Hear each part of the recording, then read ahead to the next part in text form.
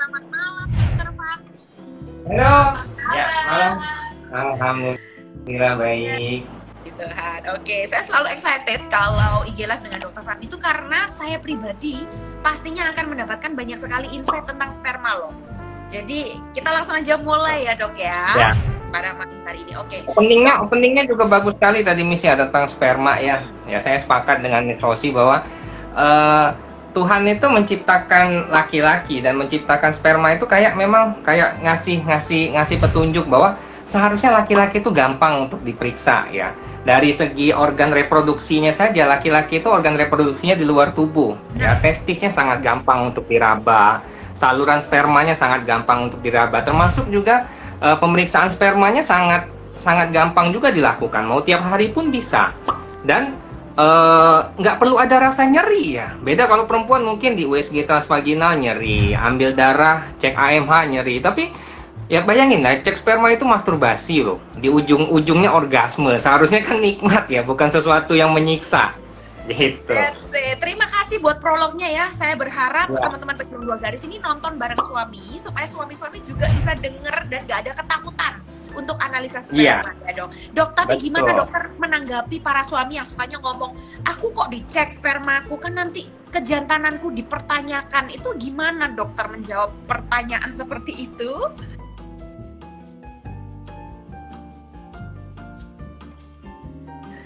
Ya, jadi gini ya, sperma apa ya? Jadi intinya kan bikin anak itu berdua, ya.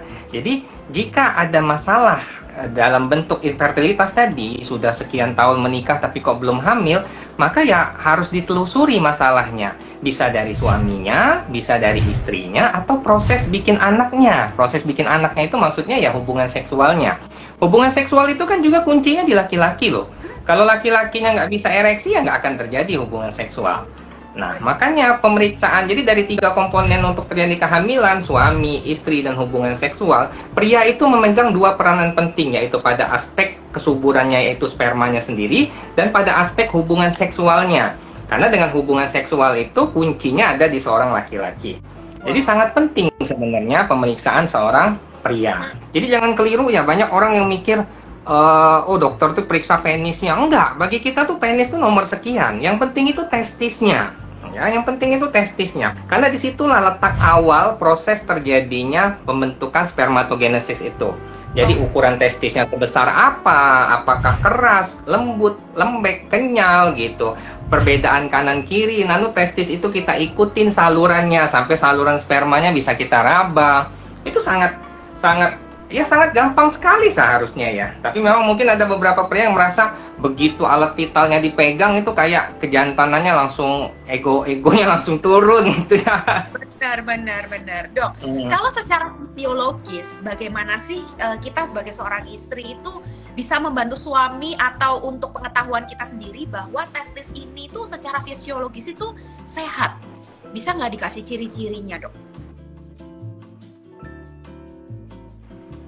Oke, jadi yang pertama yang harus dipastikan itu ya, jadi pastikan bahwa pasangan, teman tetangga tidur kita itu punya testis 2, jadi punya biji 2 atau punya telur 2, ya itu dulu yang pertama kali harus dipastikan.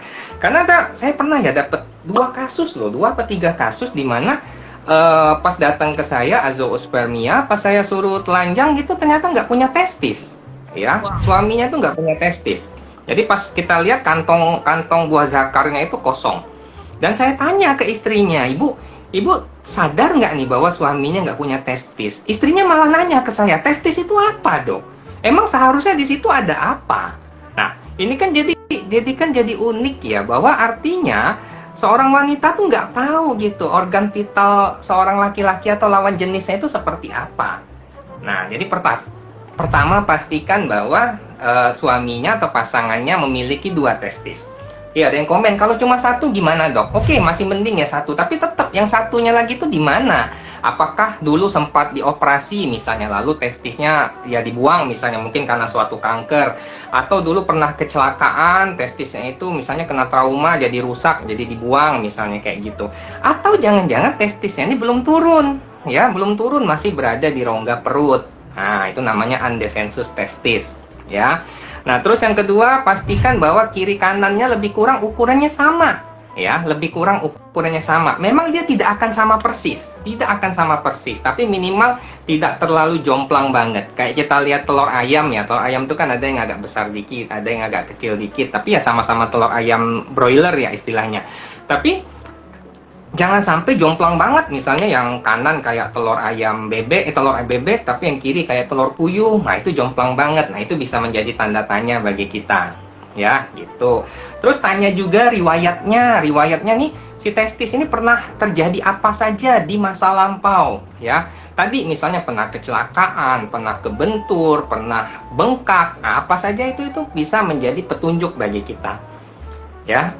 Nah, terus dilihat juga nih, kadang ada yang suka pasien yang ngeluh, dok kayaknya testis saya ada 3, ya, testis saya ada 3 katanya. Pas saya buka, saya pegang gitu ya, sebenarnya yang ketiga itu bukan testis, tapi varikokal yang begitu besar, ya, begitu besar sampai itu terlihat seperti testis, ya, ada juga yang seperti itu.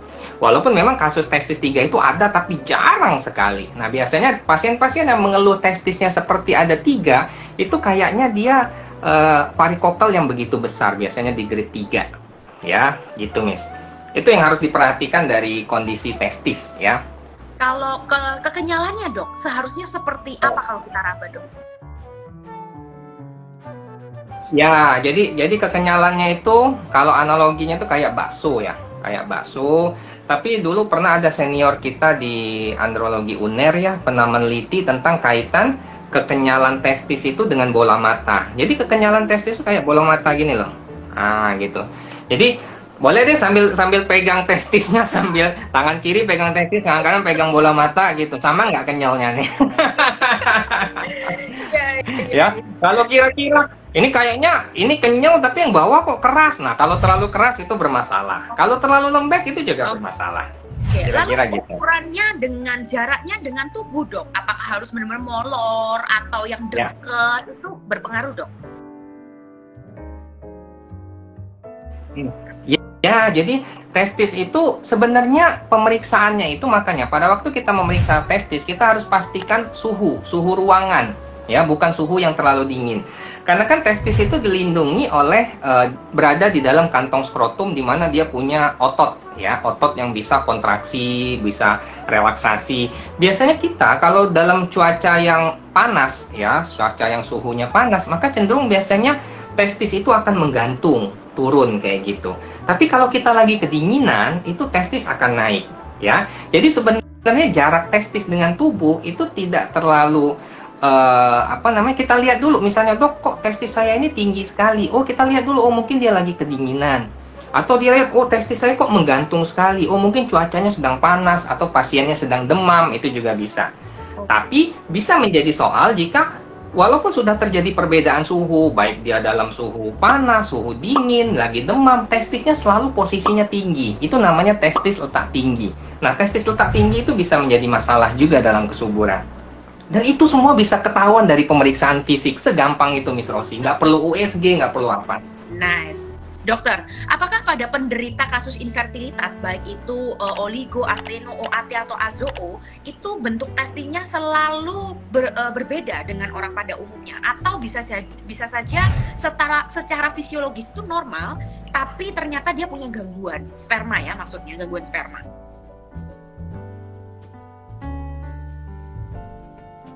Semuanya bisa terjadi ya, bisa saja spermanya normal tapi testisnya kecil misalnya, bisa. Atau sebaliknya, testisnya besar tapi dia ternyata azoospermia, ya, bisa juga.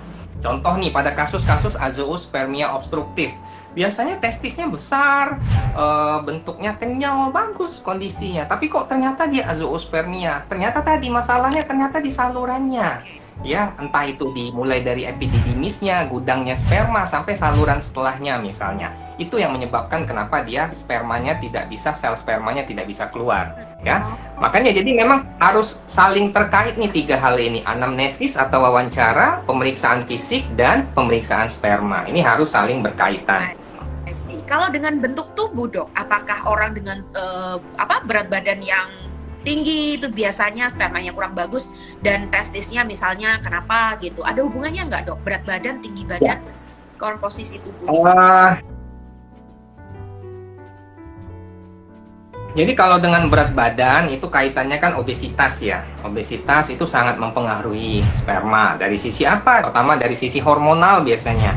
Biasanya pada orang-orang obesitas itu cenderung kadar estrogen atau estradiolnya tinggi, ya.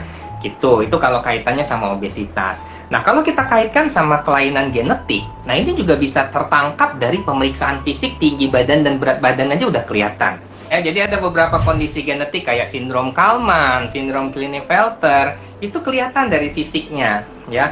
Jadi misalnya kayak dia sindrom Klinefelter itu cenderung biasanya tangan dan kakinya lebih panjang. Terus pada sindrom Kallman biasanya dia pas masuk, permisi dok. Nah dari suaranya udah kelihatan tuh dari suaranya, permisi dok gitu. Dari sekedar itu aja udah ketangkep dok. Dari sesimpel itu loh misalnya, sesimpel itu. Wow. Apakah yang dokter bahas ini berkaitan erat dengan hormon dok? Sindrom Klinefelter tadi sama yang Betul. Oh oke. Ya. Jadi sebenarnya hormonnya itu yang harus ada dalam pria itu apa, dan yang dominan apa dok? Hormon-hormon pada pria itu? Ya, jadi yang paling dominan dari seorang pria itu kan testosteron ya. Testosteron itu yang jadi santapan kita sehari-hari lah. Pasti setiap pasien itu kalau dia bermasalah spermanya cukup berat, itu pasti kita suruh periksa testosteron. Teman-teman pejuang 2 garis sudah sering ya periksa sama dokter spesialis andrologi, disuruh periksa 5 hormon biasanya, FSH, LH, testosteron, estradiol sama prolaktin. Kadang juga disuruh periksa tiroid dan lain-lain. Ya, misalnya di pemeriksaan fisik kita lihat, oh ini testisnya kecil. Nah, biasanya kita dominan periksa FSH. Ya. Terus tapi kalau testisnya normal tapi badannya gemuk, kita periksanya estradiol biasanya. Gitu, ya. Mungkin pemeriksaan lain, genetik, pemeriksaan biokimiawi cairan semen dan lain-lain. Itu semua starting point-nya adalah di pemeriksaan fisik. Ya, apa yang kita butuhkan pemeriksaan selanjutnya supaya terjadi efisiensi dari sisi biaya pasien yang harus mereka keluarkan. Asik, ini pengetahuan baru nih buat saya dokter ya. Jadi seorang dokter itu secara fisik harusnya bisa kurang lebih punya diagnosa ya, supaya bisa mengarahkan pemeriksaan selanjutnya supaya efisien ya dok. Gak semua hormon belajar, semua harus periksa ya, gitu ya dok. Ya. Tapi pada saat USG test dok, itu apa sih yang seorang androlog lihat dari testis ini kalau pas di USG? Oke, pertama ya, memastikan bahwa memastikan testisnya ada. Biasanya pada kasus-kasus yang testisnya nggak ada, kita minta USG, dan USG-nya itu diperluas, bukan hanya daerah skrotum, tapi sampai ke daerah perut. Yang kedua, biasanya akan diukur juga volume testis kiri dan kanan. Nah ini biasanya dengan USG dia lebih spesifik. Ya, keluar angkanya tuh lebih spesifik dibanding kalau kita pemeriksaan fisik. Jadi USG kalau pada pria itu ada 2, USG testis atau USG TRUS namanya, TRUS, transrektal. Jadi kalau wanita ada transvaginal, laki-laki ada transrektal. Kalau transrektal itu diperiksa dari dubur ya dok berarti? Betul. Ya? Jadi kalau bayangin kalau perempuan transvaginal kan probe USG-nya masuk ke vagina, kalau laki-laki probe USG-nya masuk ke dubur, masuk ke anus. Ya. Saya jadi penasaran, semua anomali yang dokter tadi ceritakan, baik dari kantong skrotum yang tebal, lalu ketidakseimbangan hormon, atau saluran sperma yang tersumbat, buah zakar yang nggak turun, mana sih dok yang termasuk genetik bawaan lahir, mana yang karena lifestyle dok? Oke, jadi kalau yang genetik bawaan lahir itu biasanya kalau testisnya tidak turun ya, itu biasanya bawaan lahir. Ada juga yang kalau dia sifatnya kelainan genetik itu biasanya kalau testisnya terlalu kecil, ya, terlalu kecil. Nah dan terlalu lembek atau terlalu keras. Kalau terkait lifestyle itu biasanya penyalahgunaan steroid, penyalahgunaan hormon testosteron. Hormon testosteron itu begitu disuntikkan ke tubuh itu sangat gampang sekali membuat otot ini jadi membesar. Ya, sangat gampang sekali. Jadi akan berbeda orang yang cuma nge-gym saja, nge-gym pakai suplemen, pakai susu whey gitu ya, dengan pria lain yang nge-gym tapi dia menyalahgunakan hormon testosteron. Jika hormon testosteron ini digunakan jangka panjang, testisnya bisa mengecil. Nah, jadi testis kecil itu bisa juga akibat penyalahgunaan hormon yang dilakukan oleh si pasien sendiri yang tidak diedukasi dengan baik. Nah ini teman-teman penting untuk di-take note. Jadi selain apakah pernah menggunakan suntikan testosteron dan steroid, pertanyaan apa sih yang biasanya dokter tanyakan pada saat kunjungan pertama kali para pasangan ini memeriksakan diri, dok? Oke, yang pertama kali itu sebenarnya usia, khususnya usia istri, ya, karena yang sangat dipengaruhi oleh usia itu kesuburan itu adalah kesuburan wanita. Jika pasangan itu suami istri usianya masih di bawah 30, apalagi di bawah 25, oh itu kita sangat santai sekali. Sangat santai sekali kita menanganinya. Artinya apa? Mereka punya spare waktu yang masih panjang. Kalau udah di atas 35, nah itu udah mulai, ini kita mulai bergeraknya lebih cepat nih. Ya, karena kalau kita santai nanti usia istrinya makin terkikis, ya, kesuburannya makin terkikis oleh usia. Yang kedua yang kita tanya adalah di usia pernikahan. Yang ketiga, riwayat pernikahan. Riwayat pernikahan tuh, maaf nih, misalnya dia bukan pernikahan pertama, ya, misalnya single parent, misalnya entah yang si suaminya sudah pernah menikah, si istrinya sudah pernah menikah, dan riwayat pernikahan sebelumnya gimana? Si suami sama istri pertama punya anak nggak? Itu yang dasar banget sebenarnya, Miss, dari segi usia sama riwayat pernikahan. Oke, dok, apa sih penanganan pertama yang dokter lakukan kalau memang setelah hasil analisa sperma itu ditemukan gangguan kesuburan? Apakah hal pertama yang dokter lakukan itu untuk setiap kasus infertilitas pria itu berbeda atau sebenarnya sama aja? Mau oligo, mau asteno, mau OAT, mau azoo, itu langkah pertamanya selalu sama atau berbeda?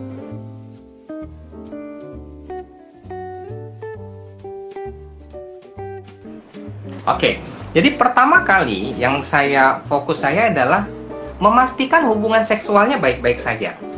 Ya. Kenapa? Jangan sampai pasangan infertil ini kalah 2-0. Kalah 2-0 itu apa? 1, mereka bermasalah dengan infertilitasnya. 2, mereka bermasalah dengan hubungan seksualnya. Jadi artinya mereka nggak dapat apa-apa nih. Anak nggak dapat, kenikmatan nggak dapat.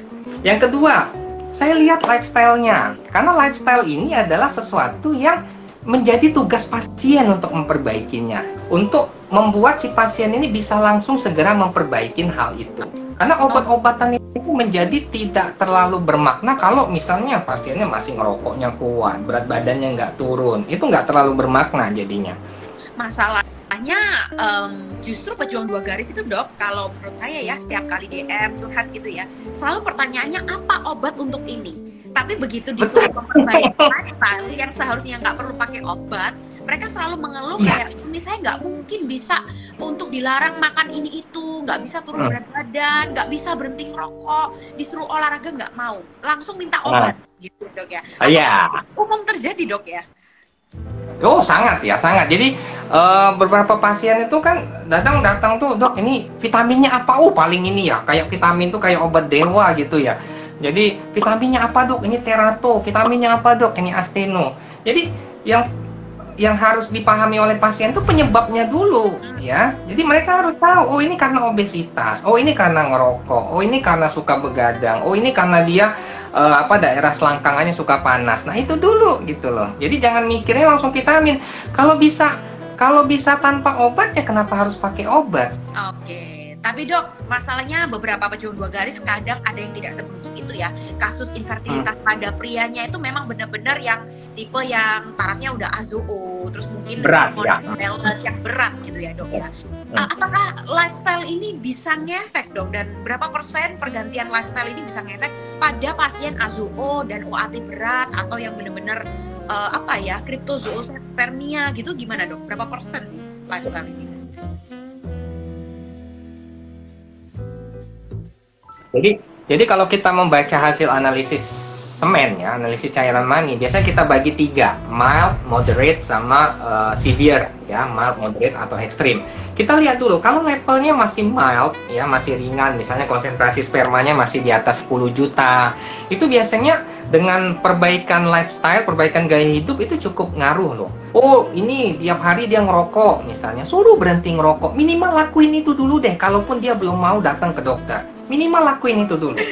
Tapi kalau hasilnya azoo, ya mohon maaf ya, itu biasa apalagi kalau azoo-nya sudah minimal 2-3 kali periksa ya. Kalau baru sekali periksa ya belum tegak diagnosis azoo-nya.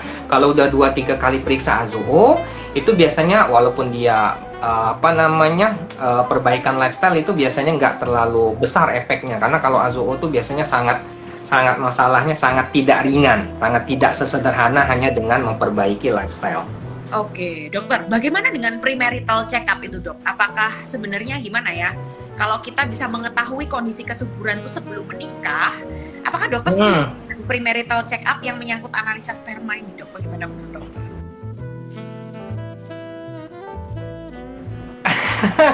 ini pernah ditanyain pasien. Kebetulan saya punya anak 2 perempuan, ya. Ini kan kita bicara nanti, misalnya anak saya udah besar 20 tahun lagi. Dok, nanti kalau anaknya punya pacar, calon suami, itu gimana, Dok? Iya. Langsung karena kan kebetulan anak saya perempuan. Iya. Iya, apa misalnya pas dia ngapel gitu, saya suruh telanjangin dulu gitu ya. Saya pengen pastiin ada testisnya nggak nih, misalnya nih calon mantu ya. Ya. Jadi premarital check up itu sebenarnya balik ke kesepakatan ya. Karena agak nggak apple to apple sebenarnya. Kenapa? Karena calon suami itu premarital check up-nya bisa langsung lengkap. Kenapa? Karena dia bisa langsung cek sperma kan? Ya nggak? Sedangkan perempuan biasanya karena kita terkait budaya timur tidak bisa melakukan HSG, misalnya tidak melakukan USG transvaginal, sehingga pemeriksaannya jadi kurang detail gitu. Tapi kalau misalnya mereka sepakat untuk melakukan itu, silahkan saja. Ya, artinya itu juga menjadi jendela bagi mereka. Oh, nggak apa-apa, bukan berarti gara-gara AZOO lalu batal nikahnya, enggak. Tapi setidaknya dengan si calon suaminya ini mau melakukan premarital check up, artinya kan dia ini punya keinginan gitu ya, punya kemauan untuk memeriksakan diri. Nah, artinya nanti begitu mereka sudah menikah, tidak perlu menunggu 1 tahun. Apakah ayah yang punya kasus infertilitas itu jika punya anak laki-laki, itu anak laki-lakinya punya kecenderungan mengikuti jejak ayahnya, dok?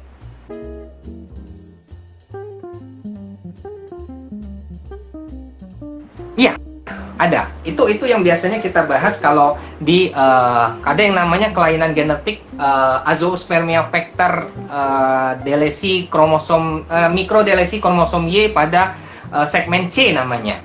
Ya. Jadi jika terjadi mikrodelesi kromosom Y pada segmen C, itu kita sebutnya AZFC.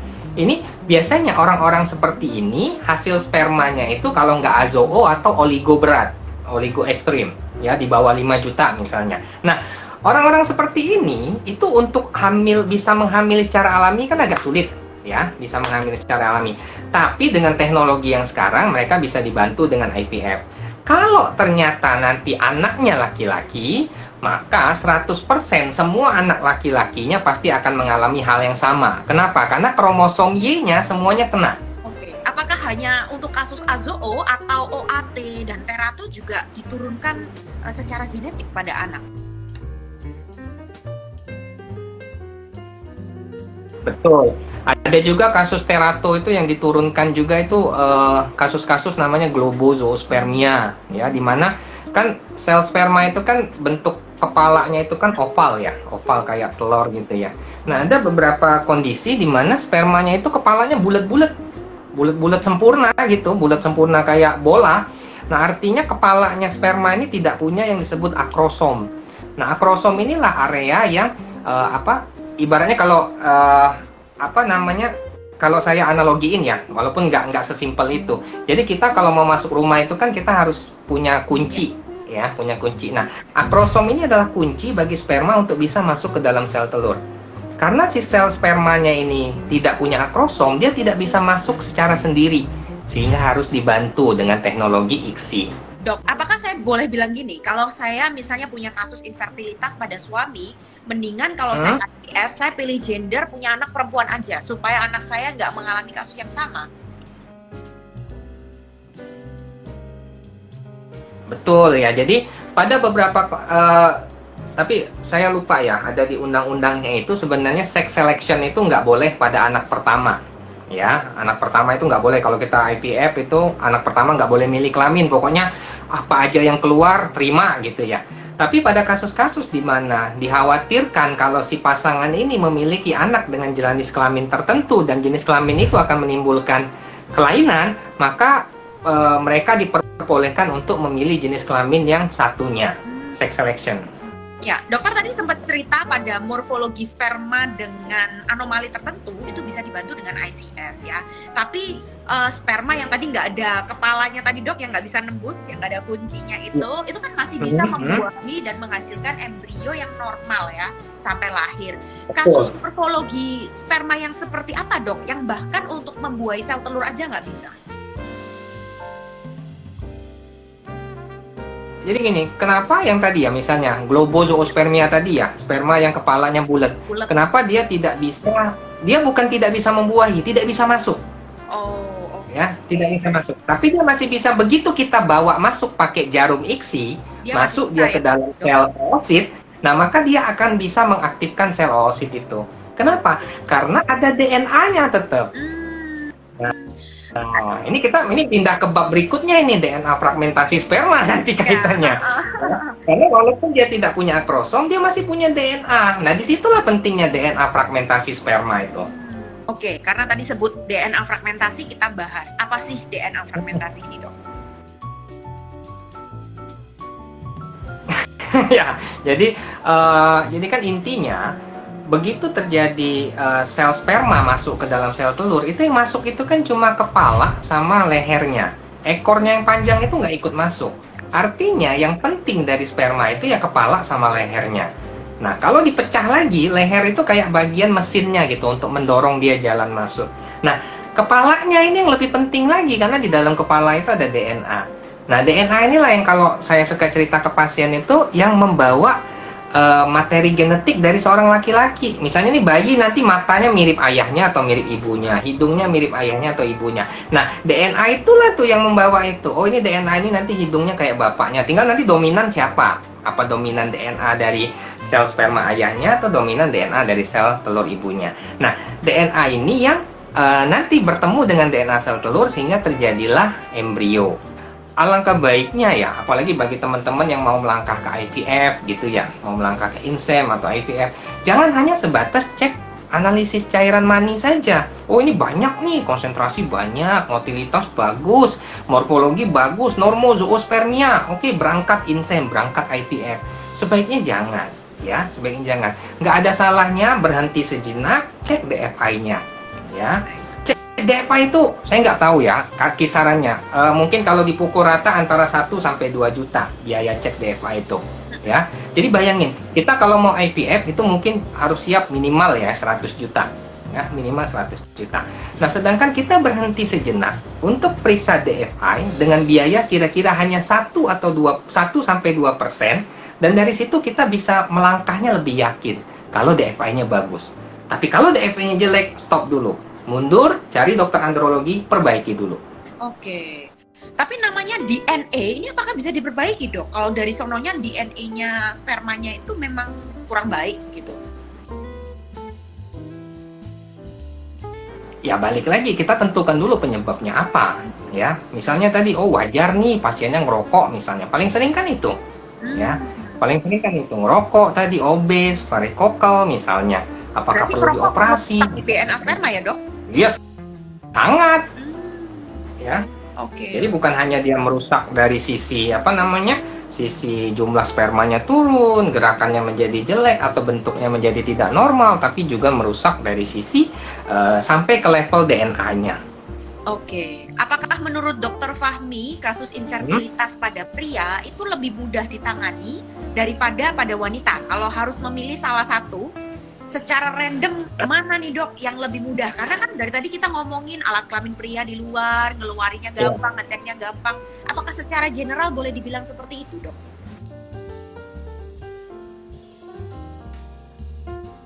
Ya, memang tidak segampang itu jika kita sudah berhadapan dengan NOA, non-obstructive azoospermia.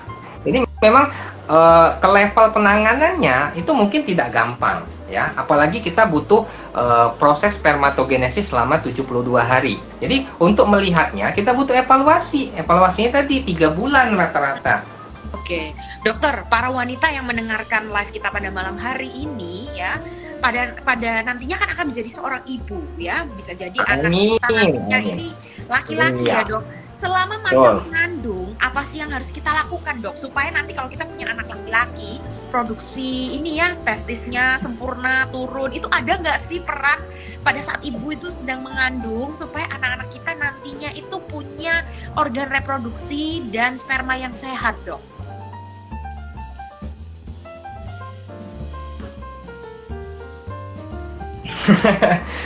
Kalau untuk level mengandung mungkin saya kurang berkompeten ya menjawabnya ya. Mungkin teman-teman objin nih yang lebih tahu ya kalau mengandung itu bagusnya konsumsi apa misalnya. Tapi pesan saya nih selalu ya ke ibu-ibu yang begitu brojol anak laki-laki, sama kayak tadi, pastikan punya 2 biji.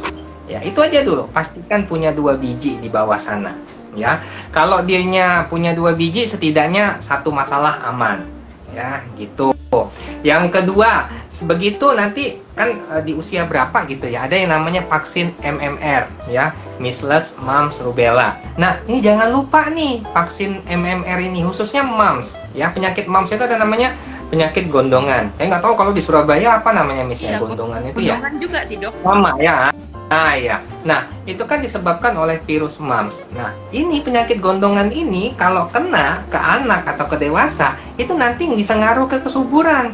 Jadi pastikan anaknya mendapatkan vaksinasi lengkap, khususnya vaksinasi MMR tadi. Ya itu yang perlu diperhatikan. Terus kalau anaknya ini sudah mulai masuk usia puber, mulai usia 9-10 tahun misalnya, itu diperhatikan ya, tanda-tanda pubernya udah kelihatan belum? Ya, kalau terlihat mulai terjadi kok kalau anak lain itu panjang penisnya udah sekian, kok anak saya ini masih pendek gitu.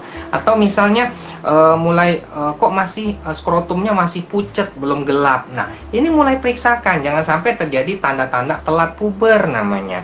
Ya. Gitu. Wow. Itu mungkin di tahap mulai dari tahap lahir, tahap di 5 tahun pertama sampai tahap menjelang puber yang perlu diperhatikan oleh ibu-ibu yang akan atau sekarang sedang memiliki anak laki-laki. Oke, pesan dari Dr. Fahmi barusan ini akan mengakhiri live kita pada malam hari ini. Terima kasih banyak dokter buat edukasi dan energinya kepada kita semua, dokter.